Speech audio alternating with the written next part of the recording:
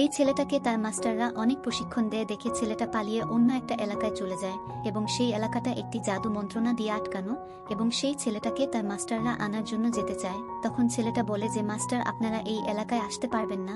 পরে তার মাস্টাররা যখনই যেতে চায় তখনই সেই মন্ত্র তার কাছে তার মাস্টাররা আটকে যায় এবং ছিটকে পড়ে যায়। তখন ছেলেটা একটু ভয় পেয়ে যায়। ছেলেটা এরপর উপরে দেখে একটা মেয়ে উড়ে আসে এবং সেই মেয়েটা হলো একজন ভ্যাম্পায়ার এবং তার সাথে আরেকটা মেয়ে আসে এবং একটু পর আকাশ থেকে আরেকটা মেয়ে আসে এসে ওই ছেলেটার একটা মাস্টারের উপর দাঁড়িয়ে থাকে এবং তার মাস্টারদেরকে বলে যে তোমরা এখানে কি জন্য এসেছো।